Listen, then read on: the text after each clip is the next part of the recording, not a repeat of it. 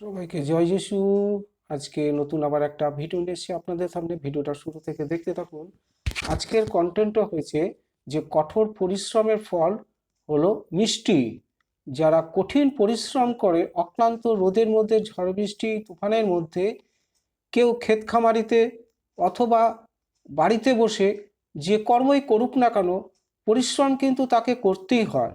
তাই কঠোর পরিশ্রম করলে সেই হাতের ফলটা কিন্তু যখন হাতে পাবে তখন কিন্তু সেটা খুব মিষ্ট হয়। তাই প্রভু কহেন, তোমার স্বহস্তের সমফল তুমি ভোগ করবে।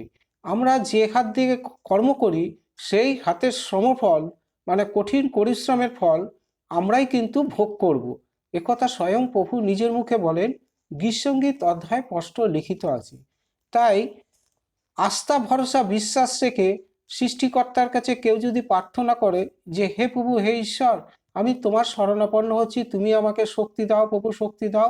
এই রকম শক্তি যদি আমাদেরকে দেয়, আমরা যতই রোদ উঠুক না কেন তার মধ্য দিয়ে যদি আমরা হেঁটে যাই, অথবা ধানের জমি চাষ করি, অথবা যদি বৃষ্টি বাদলও আসে, তার মধ্যেও যদি সেই ব্যক্তি যদি কঠোর পরিশ্রম করে ধানে রোয়া বোনে, তাহলে কিন্তু তার জীবনে রোগ ব্যাধি অসুখ বিসুখ কখনোই হবে না। কারণ সৃষ্টিকর্তার আশীর্বাদ আছে।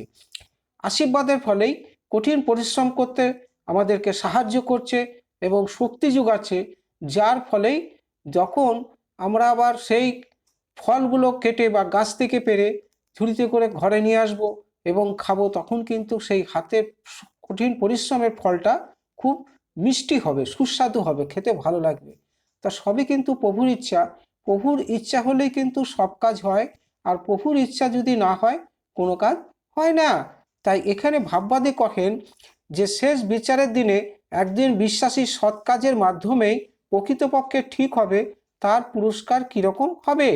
যে সৎ কাজ করে সৎ কাজের পুরস্কার সে পাবে, আর যে অসৎ কাজ করে সে অসৎ কাজের পুরস্কার সে কিন্তু পাবে। তাই শেষ বিচারের দিনে তাই এই পুরস্কার পাবে।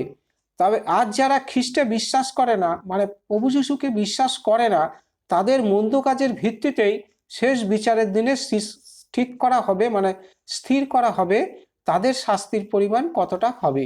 সবই কিন্তু সৃষ্টিকর্তা ঈশ্বরের হাতে। যিনি পৃথিবী সৃষ্টি করেছেন, যিনি মানুষ এবং আকাশ পাতাল চন্দ্র সূর্য যার ডান হস্ত দিয়ে সৃষ্টি করেছেন, তার কাছেই কিন্তু আমাদের শেষ বিচারের দিনে পৌঁছাতে হবে। কারণ গাছ দেখে যেরকম ফল চেনা যায়, ঠিক তেমনি মানুষ দেখে কিন্তু বোঝা যায় যে এই মানুষটা কতখানি সৎ এবং এই মানুষটা কতখানি মন্দ প্রকৃতির মানুষ। সবই কিন্তু প্রভুর ইচ্ছা। কে মন্দ মানুষ, কে ভালো মানুষ, হ্যাঁ, এগুলো সবই কিন্তু বোঝা যায় বা চেনা যায়। হ্যাঁ, তাই ধীর স্থির নম্রভাবে আমাদেরকে কথা বলতে হবে এবং প্রভুর কাছে প্রার্থনা করে আমাদেরকে শক্তি চাইতে হবে যে হে প্রভু ঈশ্বর, তুমি আমাকে শক্তি দাও, এই কাজটা যে আমি করতে যাচ্ছি আমি যেন কাজটা সাকসেসফুল হতে পারি।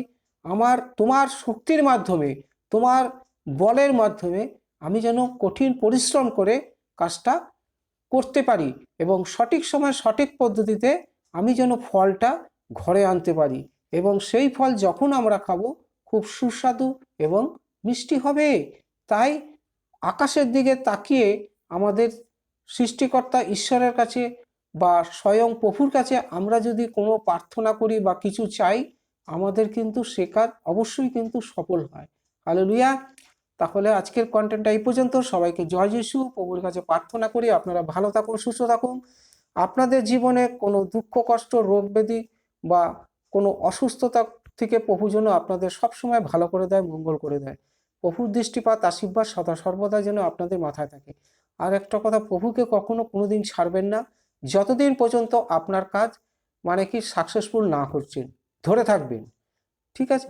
আর ভিডিওটা যদি একটু ভালো লেগে থাকে একটা সাবস্ক্রাইব দেবেন, যাতে পরের ভিডিও আপনাদের কাছে সবার আগে পৌঁছায়। সবাইকে জয় যিশু। আমেন।